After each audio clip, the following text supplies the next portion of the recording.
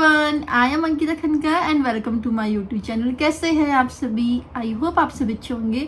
अब हम लोग भी यहाँ पे बिल्कुल ठीक है। और आज न्यूजीलैंड का मौसम बहुत ज़्यादा अलग अलग टाइप का हो रहा है। कभी बारिश आ रही है, कभी धूप आ रही है। अभी देखिए धूप भी आ रही है और बारिश भी आ रही है। बाहर का भी मैं दिखाऊंगी, मैंने अभी कैमरा सेट किया हुआ है तो आपको नहीं दिखा सकती हूँ। तो आज का वैसे तो ब्लॉग डेली ब्लॉग नहीं, कुछ अलग है। तो क्या है वो मैं आपको अब बताऊंगी।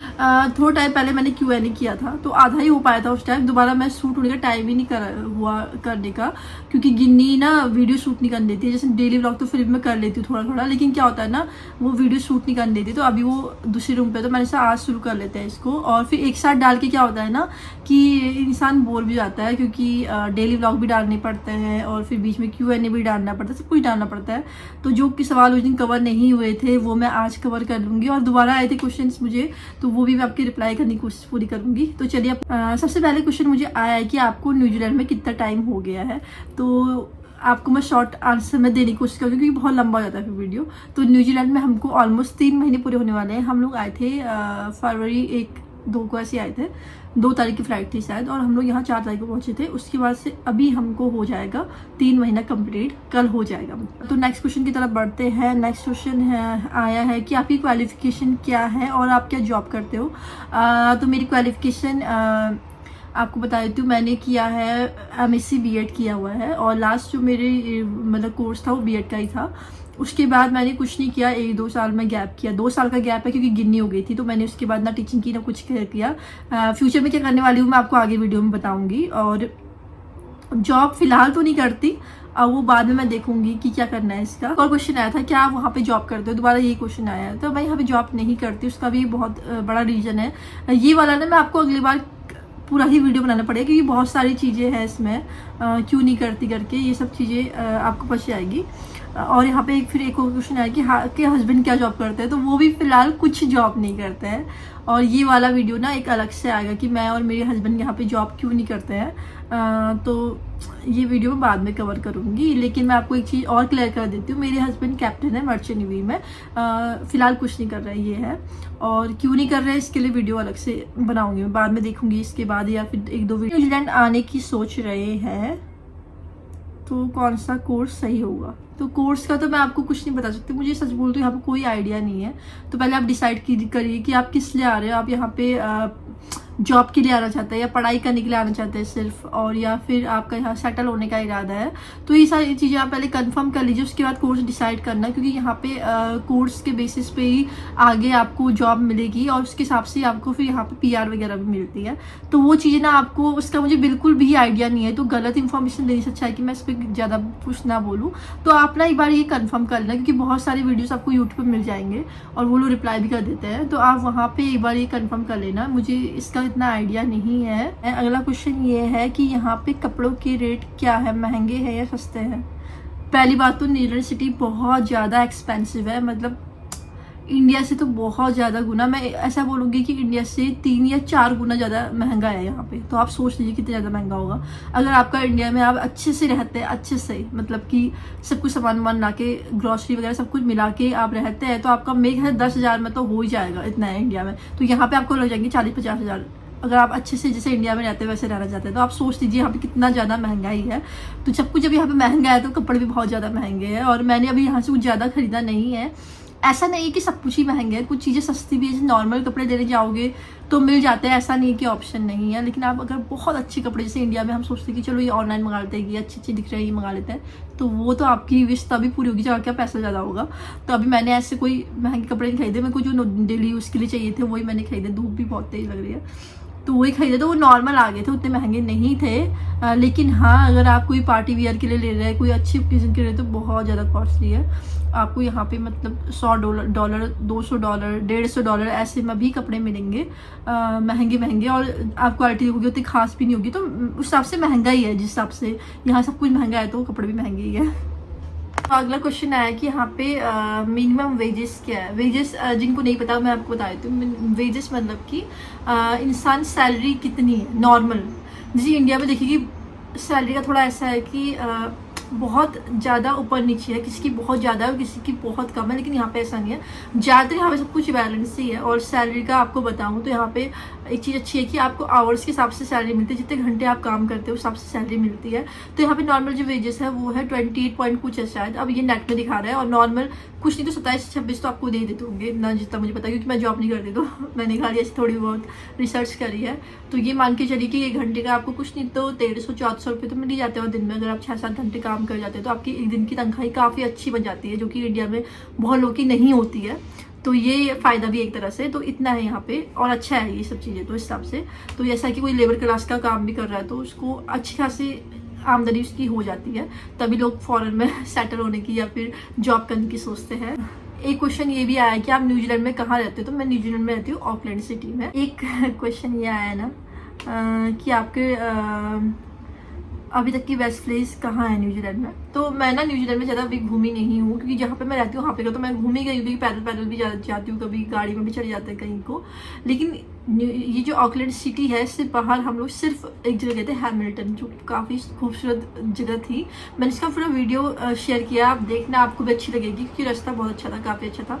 और पूरे गाँव वाली फीलिंग आ रही थी, मतलब जानवर भी दिख रहे थे, काफ़ी अच्छा था। मतलब मैं बहुत बार बोल चुकी हूँ तो इसलिए मैं ज़्यादा नहीं बोलना चाहती इस बारे में। लेकिन आप कभी जो अगर यहाँ से मेरा वीडियो देख रहे हो तो आप पक्का वहाँ विजिट करना, बहुत सुंदर जगह है, बहुत ज़्यादा सुंदर जगह है।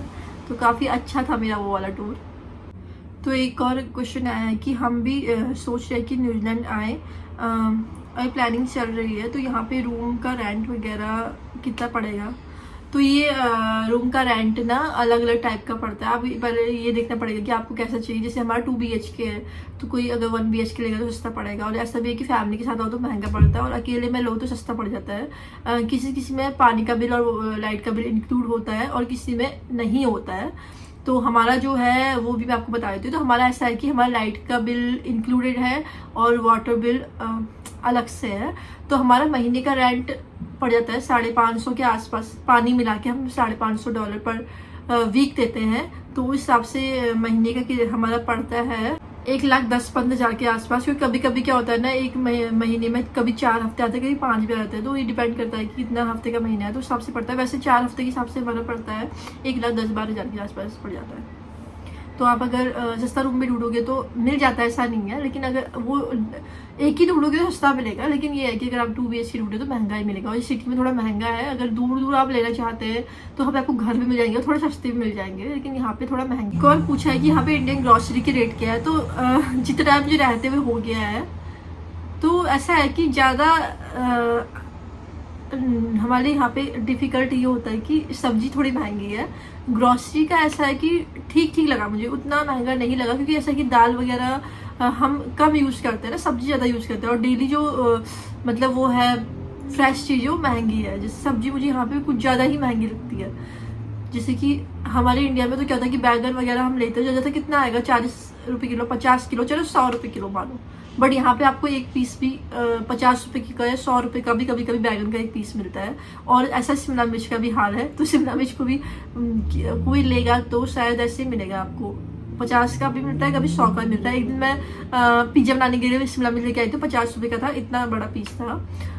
तो अलग अलग रेट है। लेकिन मैं जैसे इंडियन स्टोर पे गई थी तो वहाँ पे मुझे 250 रुपये किलो के हिसाब से मिले थे। तो मैं 1 किलो शिमला मिर्च लेके आई थी, बट वो मेरी चल रहा है अभी तक ये है। तो सब्जी यहाँ पे कुछ महंगी ज़्यादा ही है, उस हिसाब से जिस हिसाब से कुछ ज़्यादा ही महंगी है। मतलब आलू प्याज और टमाटर की नॉर्मल रेट है जितना हम अफोर्ड कर सकते हैं। जैसे कि टमाटर वगैरह आपको शायद 150-200 रुपये किलो के हिसाब से भी मिल जाएंगे, कभी 100 रुपये किलो के हिसाब से भी होते हैं। तो मैक्सिमम $5 से जाता है, 250 रुपये किलो तक टमाटर मिलता है।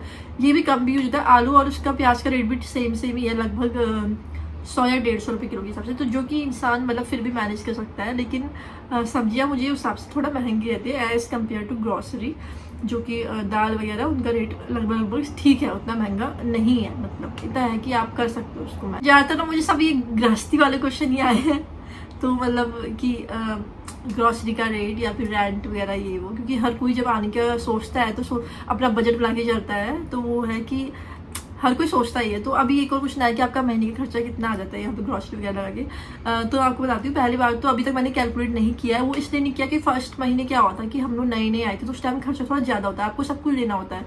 हमने उस टाइम बहुत खर्चा हुआ था हमारा, क्योंकि हमने कंबल वगैरह भी लिए थे। यहाँ पे आके फिर कुछ बर्तन नहीं है तो वो भी लेना पड़ता है। वैसे तो हमारा फुली फर्निश था तो उतना नहीं लेना पड़ा, लेकिन फिर भी हो जाता है कि बर्तन धो के रखोगे किसमें, या फिर आप अगर आटे चावल ला रहे तो उसके डब्बे लेने पड़ते हैं, या फिर क्या बोलते हैं सब्जी वगैरह रखने के टोकरी वगैरह, ये सब चीज़ें मतलब नॉर्मल जो घर में होता है। तो पहले महीने का तो हमने कैलकुलेट नहीं किया क्योंकि वो चीज़ें अलग ही हो गई थी।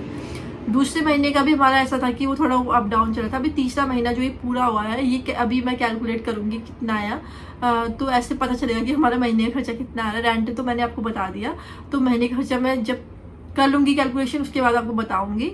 मैंने अभी कहीं पे लिखा तो नहीं हुआ है, लेकिन हाँ वो अकाउंट डिटेल से थोड़ा पता चल जाता है, तो मैं वहाँ से देख के आपको फिर कभी बताऊंगी इसके बारे में। एक और क्वेश्चन आया है कि मर्चेंट नेवी के लिए स्ट्रीम क्या चाहिए। तो मर्चेंट नेवी के लिए आपको जितना मुझे पता है उसमें बहुत सारे कोर्सेस होते हैं, मतलब कि 10th पास वाला भी होता है और 12th पास वाला भी होता है। अगर 12th वाला आप करते हैं तो उसमें मैथ्स चाहिए होती है और कुछ परसेंटेज का भी होता है कि उतना परसेंट चाहिए होता है। तो वो ये है कि इंडिविजुअल शायद 60% से ऊपर चाहिए होता है, हर किसी सब्जेक्ट में ऐसा कुछ होता है। वो 12th की बात का मैं आपको बता रही हूँ। तो सब्जेक्ट में आपके अलग अलग 60 मार्क्स से ऊपर होने चाहिए। तो ये बहुत ज़्यादा इंटरेस्टिंग क्वेश्चन आया है, न्यूजीलैंड में रहने के फ़ायदे और नुकसान बताइए। तो ऐसा है कि किसी भी चीज़ के अगर नुकसान है तो फ़ायदे भी है। नुकसान तो मैंने आपको बता दिया कि एक्सपेंसिव सिटी है बहुत ज़्यादा, लेकिन फ़ायदे भी मैं आपको बता देती हूँ। तो ऐसा है कि एक्सपेंसिव सिटी है, लेकिन यहाँ पे क्या है कि आपको सैलरी ठीक मिल जाती है अगर आप करना चाहेंगे तो जॉब, तो उस हिसाब से वो एक्सपेंस तो मैनेज हो जाता है। जैसे अगर आप हस्बैंड वाइफ दोनों ही जॉब करें तो फिर तो बढ़िया। अगर आप अकेले भी कर रहे हो तो इतना तो है कि आप अपना खर्चा निकालोगे, और थोड़े पैसे तो इंसान बचा ही लेता है। अकेला होगा तो शायद वो अपना रूम वगैरह अपने हिसाब से ढूंढेगा, जो कि थोड़ा सस्ता ढूंढेगा, तो उस हिसाब से आप पैसे बचा लेते हैं। पहला फ़ायदा तो ये है। और दूसरा फ़ायदा मैं आपको ये बताती हूँ कि यहाँ पे क्या है ना, बहुत ज़्यादा नेचुरल चीज़ें है। आप अगर नेट में भी देखेंगे ना मैप वगैरह में, तो पूरा आपको न्यूजीलैंड ही खाली दिखेगा, क्योंकि यहाँ पे ना भीड़ बहुत कम है और ग्रीनरी तभी बहुत ज़्यादा है। और इस वजह से अगर आप सिटी से बाहर भी निकलोगे तो आपको सुंदर सुंदर व्यूज़, सीनरी वाले व्यूज़ देखने को मिलते हैं।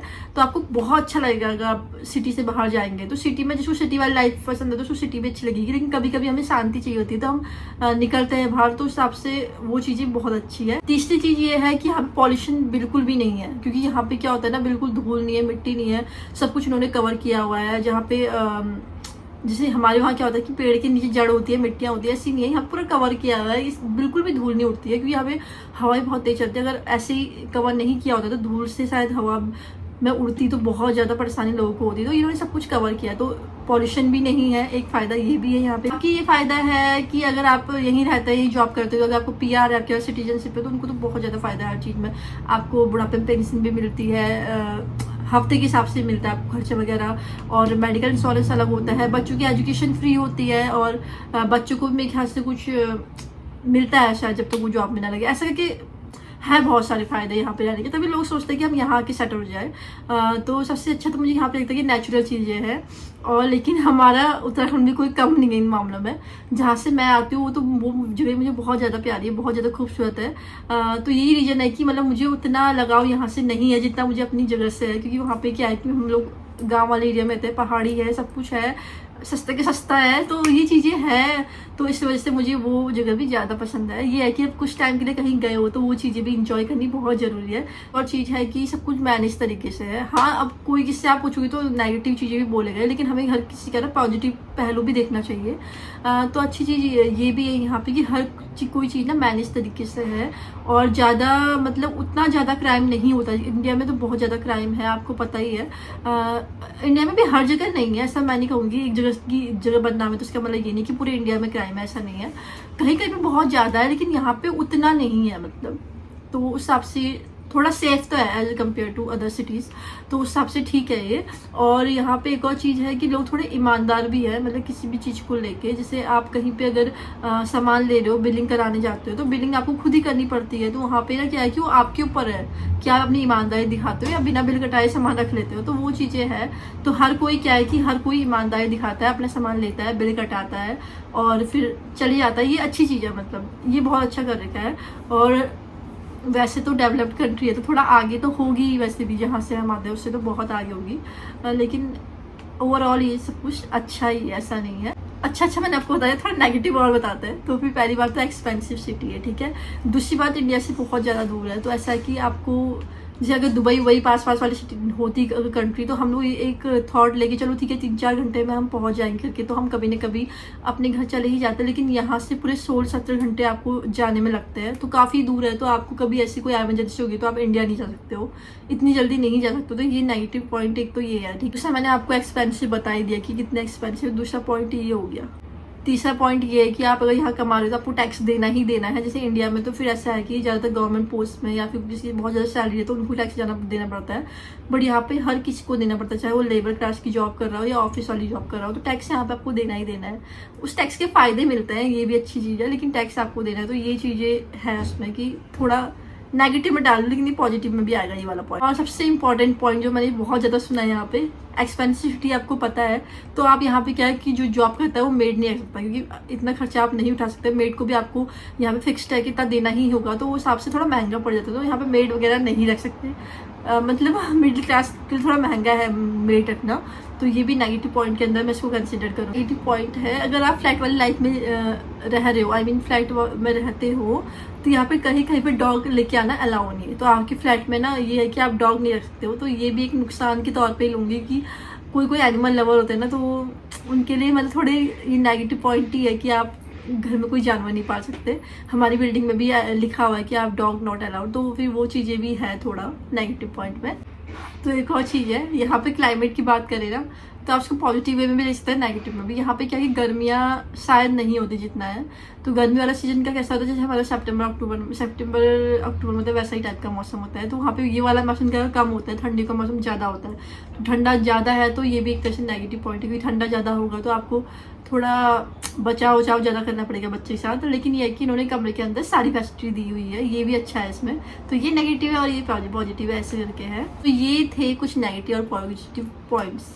मेरे को पता है कुछ लोग शायद एग्री ना करें, बट ये मैंने अपने हिसाब से बोले यार, जो मुझे लगता है वो मैंने आपको बताया। ऐसा नहीं, जरूरी नहीं कि आप इनको ही मानो, मैं थोपने वाली बात नहीं है। लेकिन ये मुझे सही लगता है कि यहाँ पे ये चीज़ें अच्छी है और क्या चीज़ें बुरी है वो मैंने आपको बताया।